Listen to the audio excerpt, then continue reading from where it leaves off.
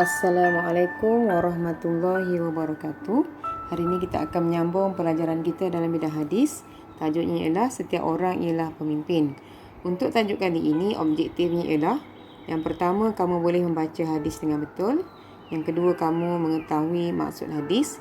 Yang ketiga, kamu boleh menyenarai tanggungjawab pemimpin.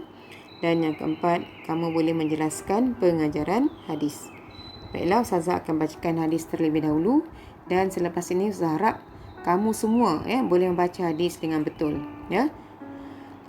An Abdullah bin Umar radhiyallahu anhuma yaqul sami'tu Rasulullah sallallahu alaihi wasallam yaqul kullukum ra'in wa kullukum mas'ulun an ra'iyatihi al-imamu ra'in wa mas'ulun an ra'iyatihi wal-rajulu ra'in fi ahlihi wa huwa mas'ulun an ra'iyatihi wal-mar'atu ra'iyatun fi baiti zawjiha wa mas'ulatun an ra'iyatiha wal-khadimu ra'in fi mali sayyidihi wa mas'ulun an ra'iyatihi qala wa hasibtu an qad qala wal-rajulu ra'in fi mali abihi wa mas'ulun an ra'iyatihi wa kullukum ra'in wa mas'ulun an ra'iyatihi.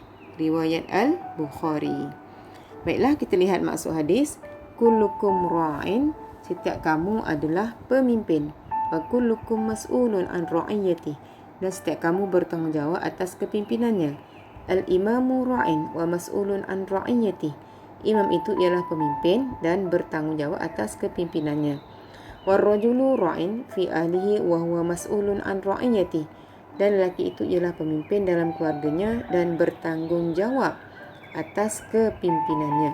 Wal mar'atu ra'iyatun fi baiti zawjiha wa mas'ulatun an ra'iyatiha, dan perempuan itu ialah pemimpin dalam rumah tangganya dan bertanggungjawab atas kepimpinannya. Wal khadimu ra'in fi mali sayyidihi wa mas'ulun an ra'iyatihi, dan pekerja itu ialah pemimpin bagi harta majikannya dan bertanggungjawab atas kepimpinannya. Qala hasibtu an qad qala, dan dia berkata, aku menyangka bahawa sesungguhnya baginda juga bersabda, war-rajulu ra'in fi mali abih wa mas'ulun an ra'iyatihi, dan lelaki itu ialah pemimpin bagi harta benda ayahnya dan bertanggungjawab atas kepimpinannya. Wa kullukum ra'in wa mas'ulun an ra'iyatihi, dan kamu semua adalah pemimpin dan bertanggungjawab atas kepimpinannya. Baiklah, jadi kita lihat apakah tanggungjawab setiap individu yang disebutkan dalam hadis Rasulullah tadi. Okey. Jadi kita akan lihat selepas ni tanggungjawab pemimpin, suami, isteri, pekerja dan anak. Okey. Kita lihat tanggungjawab pemimpin terlebih dahulu. Yang pertama, dia perlu berlaku adil dan menghapuskan kezaliman yang wujud dalam negara. Okey, seterusnya menegakkan syariat Islam. Yang ketiga, menyusun sistem pentadbiran yang cekap dan amanah. Okey, yang keempat, menyediakan infrastruktur yang lengkap. Infrastruktur ni contoh hospital, jalan raya dan sebagainya. Okey, seterusnya bersikap toleransi terhadap orang bawahan. Baiklah, kita lihat pula tanggungjawab suami. Yang pertama ialah memberi nafkah kepada anggota keluarga. Yang kedua, memberi didikan agama kepada isteri dan anak-anak. Yang ketiga, memberi perlindungan dan menjaga keselamatan anggota keluarga. Dan yang keempat, melayan dan bergaul dengan isteri dan anak-anak dengan baik. Okey, tanggungjawab isteri pula ialah yang pertama, mentaati suami dan menunaikan haknya. Yang kedua, menjaga maruah diri suami dan keluarga. Okey, yang ketiga, memelihara dan mendidik anak-anak. Dan yang keempat, menguruskan rumah tangga. Okey, seterusnya tanggungjawab pekerja. Yang pertama ialah mengikut arahan ketua. Yang kedua, bekerja dengan penuh integriti, makna penuh tanggungjawab. Seterusnya, yang ketiga, bekerja mengikut prosedur yang telah ditetapkan. Tak boleh kita nak bekerja ikut hati kita sendiri. Seterusnya, yang keempat, melaksanakan tugas dengan sempurna. Baiklah, tanggungjawab anak pula ialah yang pertama, berbakti kepada ibu bapa sewaktu mereka masih hidup ataupun telah meninggal dunia. Maknanya kita bukan sahaja berbakti ketika ibu bapa kita hidup, malahan masa meninggal dunia pun kita perlu juga berbakti, ya. Contohnya seperti kita berdoa. Okey, seterusnya sentiasa mendoakan mereka. Okey, mendoakan ibu bapa. Yang ketiga, sentiasa berbuat baik dengan ibu bapa dan menyambung silaturahim dengan rakan-rakan mereka. Dan yang keempat, sentiasa membantu mereka dengan sebaik-baiknya. Okey, kita lihat pesanan Luqmanul Hakim terhadap anaknya. Okey, antaranya yang disebut dalam surah Luqman ayat 12 hingga 19. Yang pertama, mengesahkan Allah.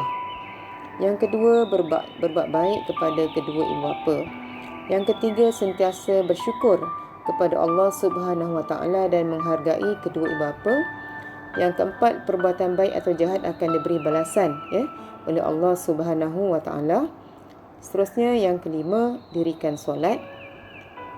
Yang keenam, melaksanakan amar ma'ruf nahi mungkar. Okey, seterusnya bersabar atas segala musibah.